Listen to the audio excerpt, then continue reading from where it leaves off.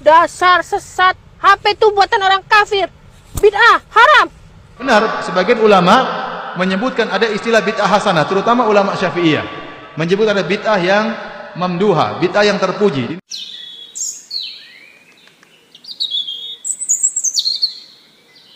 Assalamualaikum warahmatullahi wabarakatuh. Bismillah wassalatu wassalamu ala rasulillah wa ala alihi wa sahbihi wa mawala amma ba'du. Ayyuhal ikhwa, azanillahu wa ayakum, sahabat anak pasar hijrah yang semoga dirahmati Allah subhanahu wa ta'ala. Dalam video kali ini sahabat ya, saya akan mereaksi sebuah video yang mana terkait simulasi yang dilakukan oleh kedua perempuan, yang mana kedua perempuan ini seakan-akan lagi berakting untuk mempraktekkan kejahilan mereka sahabat ya. Yang mana di sini mereka mengatakan bahwa semua yang tidak ada di zaman Nabi itu bid'ah katanya, walaupun itu terkait masalah dunia, seperti yang mereka katakan bahwa HP, radio, handphone, kipas angin, pokoknya yang terkait masalah dunia mereka mengatakan itu adalah bid'ah dan haram katanya. Subhanallah ya sahabat ya.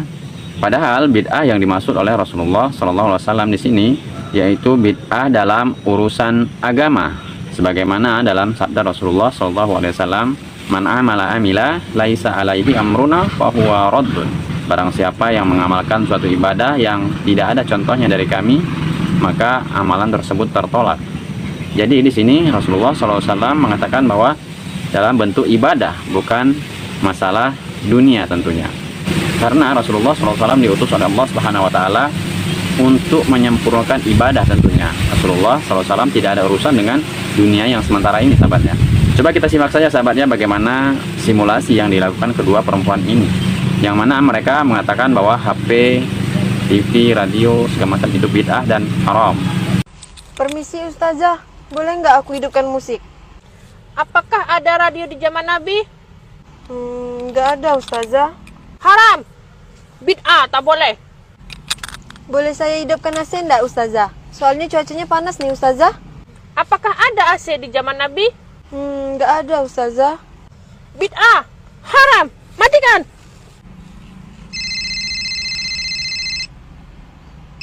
Ustazah, boleh nggak aku angkat telepon Ustazah? Dasar sesat, HP itu buatan orang kafir. Bid'ah, haram. Jadi saya mau nanya nih Ustazah, ada nggak di zaman Nabi itu taksi online? Tidak ada. Nggak ada ya Ustazah.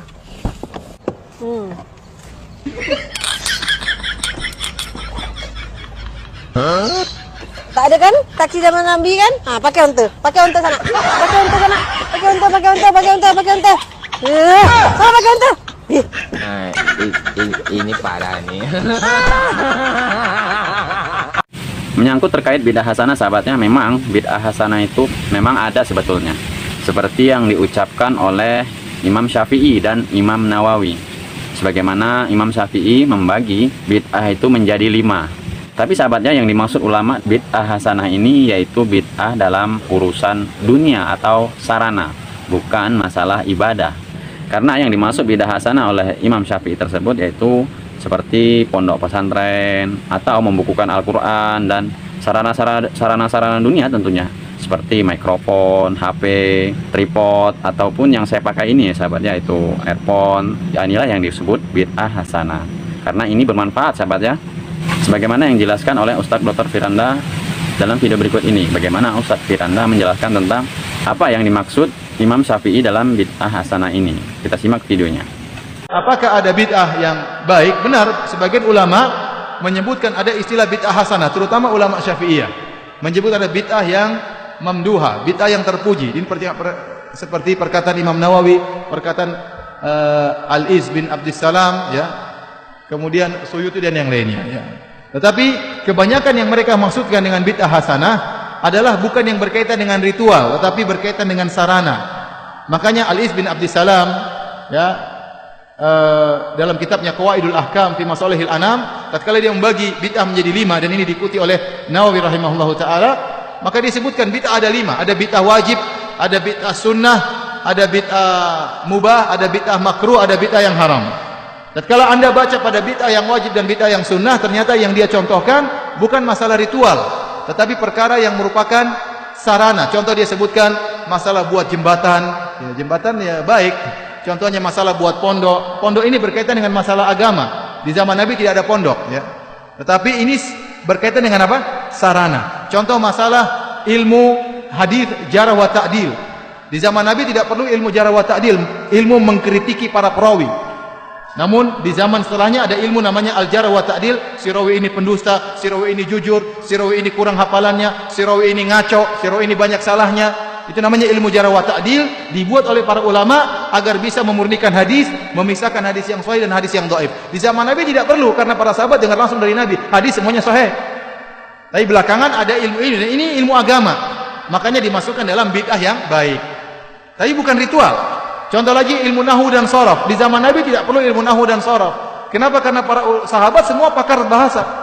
Kita ini yang bahlul-bahlul ini yang tidak ngerti bahasa Arab, maka perlu belajar ilmu nahwu dan ilmu sharaf. Tetapi ini bukan ritual. Ya, ini bukan ritual. Jadi segala perkara yang berkaitan dengan sarana, contohnya Al-Qur'an dikumpulkan. Ini juga bukan ritual, ini sarana. Karena Al-Qur'an di zaman Nabi tidak mungkin dikumpulkan karena Al-Qur'an belum selesai. Tatkala Nabi sudah meninggal, Al-Qur'an sudah sempurna baru dikodifikasikan. Kenapa tidak dikumpulkan? Karena pertama, Al-Qur'an belum selesai. Yang kedua, bisa jadi terjadi nasih dan mansukh. Paham? Ayat dihilangkan, ada perubahan dan macam-macamnya. Baru kemungkinan terjadi mengkodifikasikan Al-Quran setelah Nabi SAW meninggal. Bahkan Abu Bakar waktu disuruh mengumpulkan Al-Quran, dia pun takut. Dia mengatakan, saya tidak berani melakukan apa yang dilakukan oleh Nabi. Padahal ini boleh, tapi dia pun takut melakukan suatu perbuatan yang tidak dikerjakan oleh Rasulullah SAW. Sampai Allah melapangkan dadanya, kemudian dia mengumpulkan apa? Al-Quranul Karim. Jadi kalau berkaitan dengan sarana yang disebut dengan bid'ah hasanah, maka ini tidak jadi masalah, tidak ada khilaf, ya. Bahwasanya tidak mengapa. Yang kita permasalahkan kalau ritual, timbul ritual baru yang tidak dikerjakan oleh Nabi sallallahu alaihi wasallam. Ada yang bertanya sama saya, "Ustaz, apa hukum salat birrul walidain?" Saya ditanya 2 kali masalah ini. Pernah di Masjid Nabawi saya ditanya. Saya bilang, saya tidak pernah dengar namanya salat birrul walidain. Saya tahu salat taubah ada, salat duha ada, salat qobliyah ba'diyah ada, ya, salat tahajud ada, tapi salat birrul walidain tidak pernah saya dengar. Ya, kalau Anda ingin berbakti sama orang tua, ya berbakti, tapi jangan bikin sholat namanya sholat birrul walidain. Nanti lama-lama ada yang bikin sholat poligami, memudahkan poligami. Jadi tidak usah bikin ritual-ritual baru, ya. Nah, tapi kalau berkaitan dengan sarana, maka ini tidak jadi masalah. Mikrofon, YouTube, itu semua bid'ah hasanah secara bahasa. Ya, sama seperti mengkodifikasikan Al-Quran, ilmu jarh wa ta'dil. Tapi kalau bikin ritual baru, sebaiknya kita tinggalkan. Mungkin sahabatnya ada saudara kita sebagian kaum muslimin yang tetap kekeh mengatakan bid'ah hasanah itu memang ada dalam urusan ibadah. Berarti sahabatnya Rasulullah SAW itu diutus ke dunia ini itu nggak sempurna, atau kasarnya juga bisa disebut dengan Rasulullah SAW itu telah khianat karena menyembunyikan ilmu yang diwahyukan oleh Allah Subhanahu Wa Taala. Tentunya itu tidak benar sahabatnya, karena Rasulullah SAW itu diutus telah menyempurnakan agama. Sebagaimana yang kita lihat di dalam ayat di bawah ini sahabatnya, yaitu agama Islam itu telah sempurna. Makanya di dalam hadis yang lain Rasulullah SAW bersabda, "Man amala amila laisa alaihi amruna fahuwa raddun." Barang siapa yang mengamalkan suatu ibadah yang tidak ada contohnya dari kami, maka amalan tersebut tertolak. Jadi dalam simulasi yang dilakukan kedua wanita tadi itu tidak benar sahabatnya, bagaimana mereka melakukan kejahilan yang tentunya mereka belum paham tentang bid'ah yang dimaksud oleh Rasulullah SAW tersebut. Memang kita di dunia ini tidak terlepas dari ilmu, dan kita harus terus belajar bagaimana kita bisa mengamalkan ilmu-ilmu dengan benar, yaitu yang dicontohkan oleh Rasulullah SAW. Saya cukupkan sampai di sini sahabat ya. Saya akhiri, wabillahi taufiq wal hidayah. Wassalamualaikum warahmatullahi wabarakatuh.